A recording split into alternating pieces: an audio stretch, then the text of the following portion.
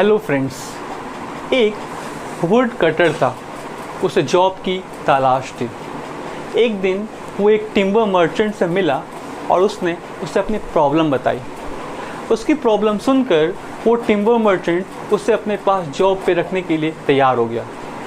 उस timber merchant ने उस लकड़हारे को एक नई कुल्हाड़ी दी और उसे रोज़ जंगल से पेड़ काट कर लाने के लिए बोला। वो वुड कटर काफ़ी एक्साइटेड था क्योंकि उसे एक नई जॉब मिल चुकी थी।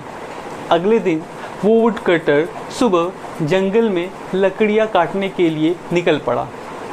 पूरी दिन भर की मेहनत के बाद उसने उस दिन 20 पेड़ काटे और शाम को वो अपने बॉस से मिला और उसने बताया। उसकी कड़ी मेहनत और लगन से उसका बॉस काफ़ी प्रभावित था। उसने उसकी जमकर तारीफ़ की और उसका उत्साह भी बढ़ाया। अगले दिन वो लकड़हारा फिर से जंगल में लकड़ियाँ काटने के लिए निकल पड़ा।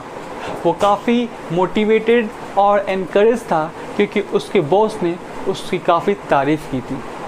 पूरी दिन भर की मेहनत के बाद भी आज वो सिर्फ 18 पेड़ ही काट पाया।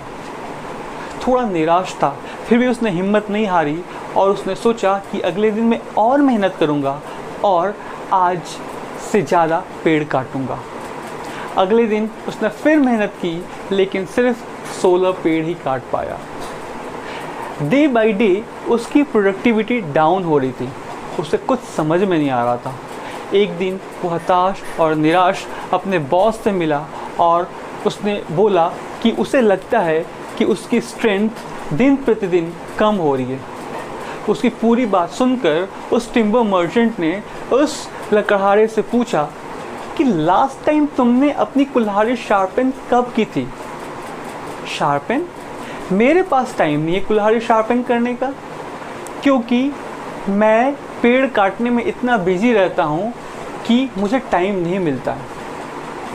क्या हमारी लाइफ में भी ऐसा कुछ नहीं होता कि हम डेली एक्टिविटीज़ में इतने व्यस्त होते हैं कि हमारे पास टाइम नहीं होता कि हम अपनी स्किल्स को अपग्रेड कर सकें?